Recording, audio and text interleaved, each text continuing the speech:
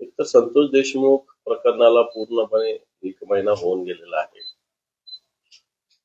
राज्याचे मुख्यमंत्री आणि गृहमंत्री आरोपींना सोडणार नाही. अजून पकडलेच नाही तर सोडायचा कुठे प्रश्न निर्माण झालेला आहे.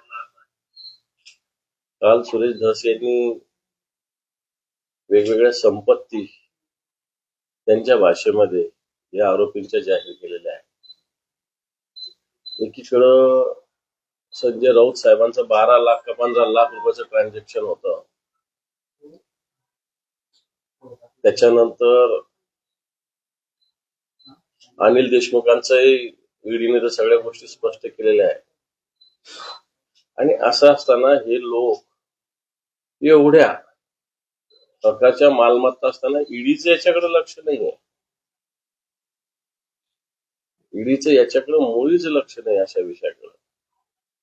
याच्यातला एक आरोपी अजून सापडत नाहीये. जो आरोपी मुख्य त्याच्यावर अजून 302 गुन्हा दाखल होत नाहीये. संबंधित मंत्र्यावर कोणत्याही प्रकारची कारवाई सरकार करत नाहीये. मग हे सरकार गेंड्याच्या कातडीचं झालेलं आहे का?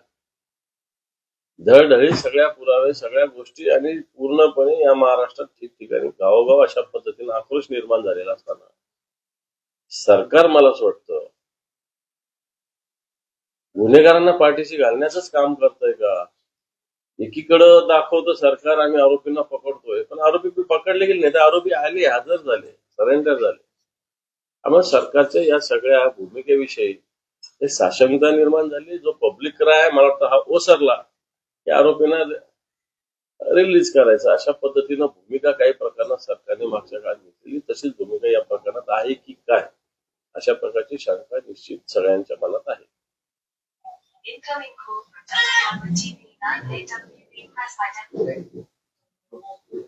फडणवीसांनी असं म्हटलंय की 2019 साल आलं नसतं तर महाराष्ट्र प्रगतीपथावर गेला असतं. मला असं वाटतं मागच्या 2.5 वर्षात यांचं सरकार आहे. या काळात राज्य किती प्रगतीपथावर गेलो. केंद्राचं सरकार 2014 पासून आहे. रुपयाचं किती अवमूल्यन झालं. या सगळ्या गोष्टी जर समोर आल्या तर फडणवीसांना उत्तर मला असं वाटतं चांगल्या पद्धतीनं भेटेल. कारण हे सरकार नुसतं घोषणाबाजीत गुंतलेलं आहे. आज उद्योग मोठ्या प्रमाणावर गुजरात, कर्नाटक, तामिळनाडू या राज्यात जात आहेत. महाराष्ट्रातले उद्योग दुसरीकडे वळवले जात आहेत आणि महाराष्ट्राचं सरकार मूग घेऊन गप्प आहे, डोळे लावून एकदम झोपेचं सोंग घेतलेलं सरकार आताच्या घडीला आहे.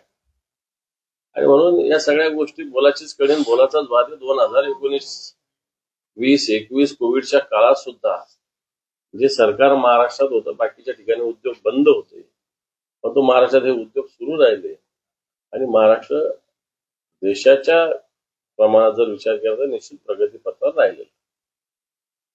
विरोधकांचा असा आरोप आहे की महाविकास आघाडीमध्ये समन्वयाचा अभाव आहे, त्यामुळे शरद पवार नाराज आहेत. भविष्यामध्ये महाविकास आघाडीमध्ये कुठेतरी होऊ शकते का दुसपूस आहे? असं काही होईल असं वाटत नाही. समन्वयाचा अभाव असायचं काही कारण नाही. कारण पराभवानंतर काही वेळ शांत बसलं पाहिजे ना. लगेच पराभवाच्या दुसऱ्या दिवशी ठीक आहे, जय पराजय हे सगळे ठीक आहे. पराजय मोठा जरी झाला असला तरी हळूहळू जसं जसा काळ जाईल तसं याच्यातून सगळे सावरलं जाऊन पुन्हा एकदा महाविकास आघाडी ताकदीने येणार काय कामाला लागेल असं ओव्हरऑल दिसतंय. विजय वडेट्टीवार आणि अमोल कोल्हे यांचं एक वक्तव्य जे आहे ते आपल्या नगरसेवकांना कुठेतरी टोचतंय. कारण वडेट्टीवार असं म्हटलं की जागा वाटपाचा गोळाचा आम्हाला फटका बसलाय, त्यामुळे आमचा विधानसभेच्या निवडणुकीत हा फटका न सहण्यासारखा आहे. 20 दिवस जागा वाटपाचा गोळ ठेवला होता, 2 दिवसात आम्ही हा विषय मिटवला. याला धरूनच असे ते म्हणाले की बैठकीत वेळ वाया घातला होता. 11 वाजेची बैठक असायची तर 2-2 वाजायचे आणि या सगळ्यांचा फटका आम्हाला निवडणुकीत. मला वाटतं हा प्रश्न त्यांनी त्यांच्या प्रदेशाध्यक्षाला विचारला असता तर किंवा सांगितलं असतं तर बरं झालं.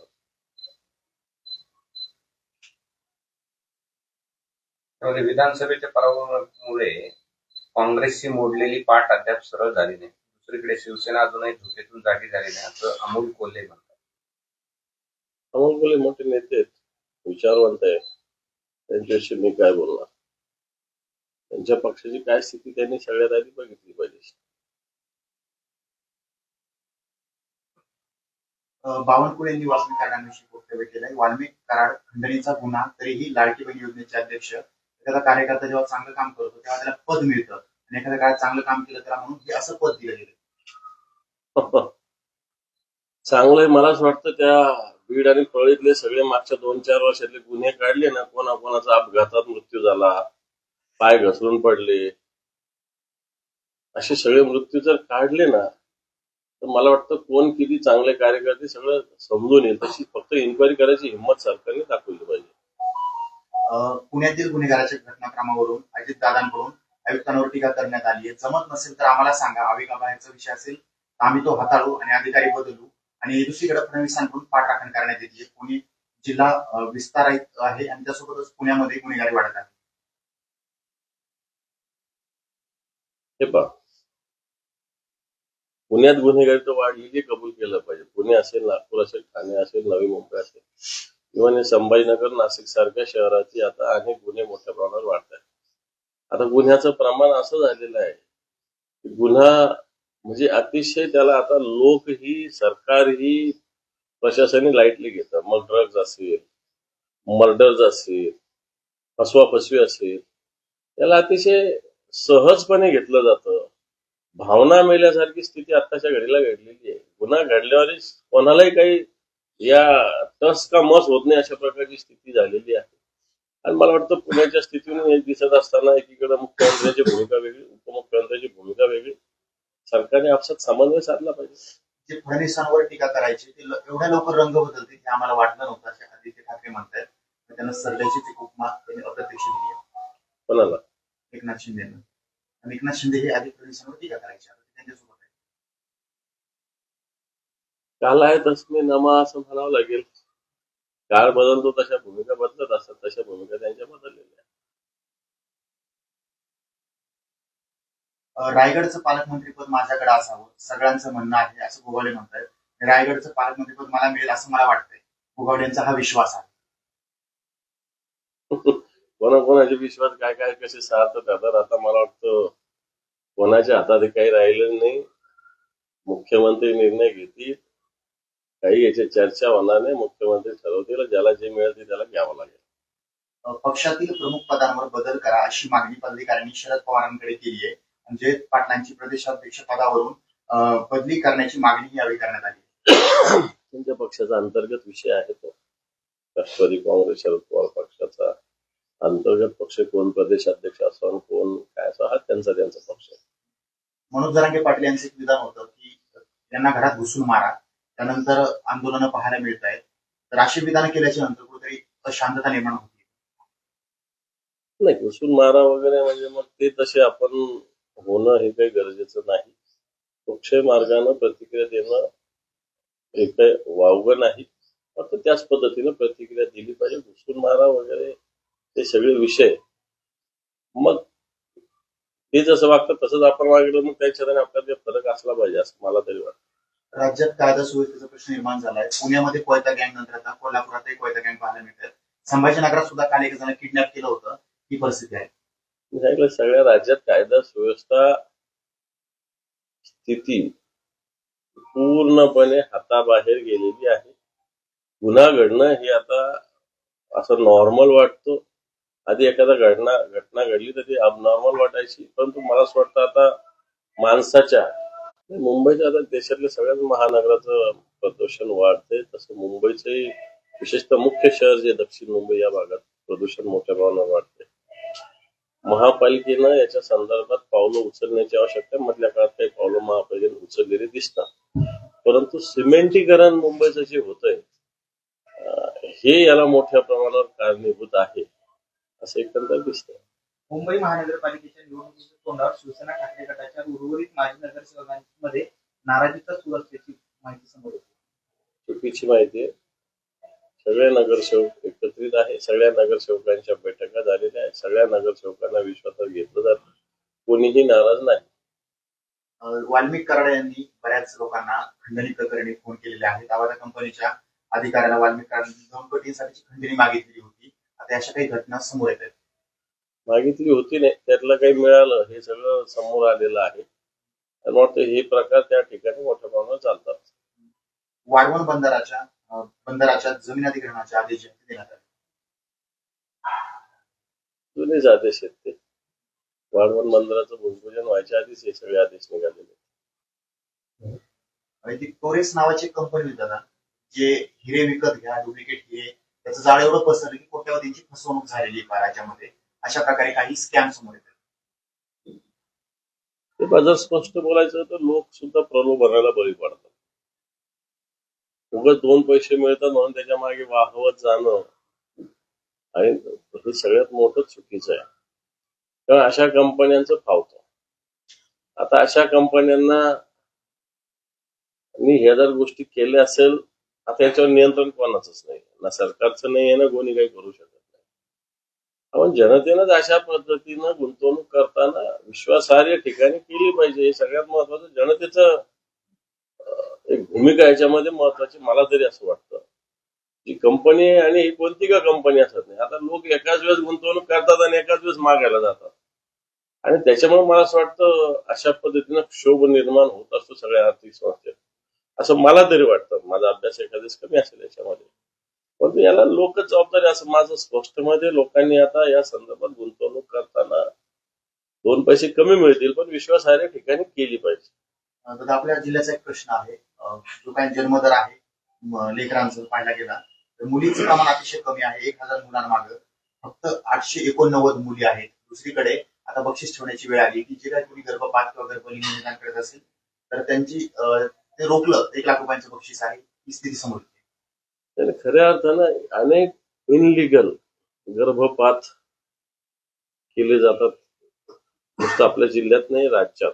मागच्या काळात जालना आणि संभाजीनगरात काही डॉक्टर्स पकडले गेलेले आहेत आणि हे सगळं चालतं सरकारच्या आरोग्य अधिकाऱ्यांच्या आशीर्वादाने. आपण येणाऱ्या काळामध्ये मागच्या एक 5-10 वर्षापूर्वी याच्यामध्ये जागरूकता झाली होती चांगल्या पद्धतीने, त्यामुळे जन्मदर वधारला होता. तो पुन्हा एकदा अशा पद्धतीने एक तीव्र पावलं ड्राईव्ह याच्यात घ्यावा लागेल असं मला तरी वाटतं. आता तुम्ही ते बनावट औषधांसंदर्भात आवाज उठवला होता, त्यानंतर त्याचा परिणाम पाहायला मिळाला, कारवाई देखील झाल्या. मात्र कोरोना काळापासून बरेचशा अशा काही कंपन्या आहेत त्यांनी चांगलं काम केलं, मात्र त्यांच्या कोट्यावधींची बिलं देण्यात आलेली नाहीये. सरकार याकडे दुर्लक्ष करते किंवा प्रशासन याकडे लक्ष देत नाहीये. वेळ प्रसंगी जर जे नवीन व्हायरस आलाय ते संकट निर्माण झालं तर कोणी पुरवठा करणार नाही, त्यावेळेस राज्याला तोंड द्यावं लागेल. सरकारने पहिली गोष्ट तर औषधीच पूर्णपणे खरेदी होत नाही. खरेदी केलं तर त्यांचे बिल निघाल्यासाठी मात्र सरकारची ती जबाबदारी की ताबडतोब अशा पद्धतीनं कंपन्यांचा जे काही व्यवहार आहे तो पूर्ण केला पाहिजे. आता जितेंद्र आव्हाड यांनी एक व्हिडिओ ट्विट केलाय ज्यामध्ये सोशल मीडियावर अशा प्रकारे ईव्हीएमचं जो बटन आहे ते दाबलं जातंय आणि थेट अपलोड केला जातोय व्हिडिओ. जितेंद्र आव्हाडांचं ट्विट आहे, बीडचं व्हिडिओ आहे. हे गजागोटे नावाचा व्यक्ती आहे. वाल्मिक कराडांचा समर्थक असल्याचा दावा केला जातोय आणि मतदानाच्या केंद्रात कुणाला मोबाईलला परवानगी नसताना हा व्हिडिओ बनवत होता आणि पुण्याहून जेव्हा कराड यांना आणण्यात आलं तर हा ताफ्यात पण होता, त्याचा देखील त्याने व्हिडिओ टाकला असं सध्या आरोप. बीडमधील निवडणुकीचं, विशेषतः परळीतील निवडणुकीचे काही व्हिडिओ त्याच दिवशी बाहेर आले होते. प्रत्यक्षात तिथल्या उमेदवाराला सुद्धा मतदान केंद्रात जाऊ दिलं गेलं नाही. जो एनसीपी शरद पवार गटाचा उमेदवार होता याला मतदान केंद्रात जाऊ दिलं गेलं नाही. अशा प्रकारच्या घटना घडलेल्या आहेत. पोलिसांना इंटरफेअर करता आला नाही, पोलिसांना सुद्धा हाकलून लावलं. हे व्हिडिओ समोर आले, मात्र काही नवीन नाही. आता छत्रपती संभाजीनगरच्या पाणी पुरवठ्याचा प्रश्न पहिल्या टप्पा 31 मार्च पर्यंत पूर्ण करा असा निर्देश मुख्यमंत्री देवेंद्र फडणवीस यांनी दिले. निर्देश देवेंद्र फडणवीसांनी तर मोर्चा काढला होता. 6 महिन्यात पाणी देतो असं म्हटलं होते. मागचं 2.5 वर्षाचं त्यांचं सरकार गेलं. आताही आता 2 महिने झाले आणि मला असं वाटत नाही की 30 मार्च पर्यंत ही सगळी योजना होईल. कारण एक तर महापालिकेची आर्थिक स्थिती, महापालिकेला राज्य सरकारने जे काही महापालिकेचा वाटा आहे ते उद्योजींचं सरकार देण्याचं कबूल केलं होतं. या सरकारने असं व्याजाने ती रक्कम देण्याचं कबूल केलेलं आहे आणि या सगळ्या याच्यामध्ये महापालिकेची आर्थिक स्थिती बघितलं आणि एवढं लांबचं काम म्हटलं तर मला असं वाटत नाही देवेंद्र फडणवीस जरी मार्च पर्यंत सांगितलं तर मार्च पर्यंत काम होणं अवघड दिसतंय. सोशल मीडियावर एक व्हिडिओ व्हायरल होतोय आणि माध्यमांमध्ये काही ठिकाणी बातम्या देखील आल्या. संजय शिरसाट यांची मुलगी शासकीय कामांची अधिकाऱ्यांसोबत पाहणी करते, असं करता येतं का? शासकीय कामाची पाहणी मंत्र्यांना करता येते, मंत्र्यांनी केली पाहिजे. आपापल्या मतदारसंघात ते लोकप्रतिनिधी करू शकतात. परंतु उद्या माझीच मुलगी, माझाच मुलगा, माझाच भाऊ जर असं करायला गेलं तर हे चुकीचं आहे. अधिकाऱ्यांनी सुद्धा अशाला गेलं नाही पाहिजे. आणि जे कोणी त्यांचे पालक आहेत त्यांनी मला असं वाटतं आपल्या मुलांना समज दिली पाहिजे. देश विदेशातील प्रत्येक घडामोडींचे लाईव्ह अपडेट मिळवण्यासाठी आता साम टीव्हीच्या सर्व सोशल मीडिया प्लॅटफॉर्मला लाईक, फॉलो आणि सबस्क्राईब करा. तसंच सर्व नोटिफिकेशनसाठी बेल आयकॉन प्रेस करायला विसरू नका.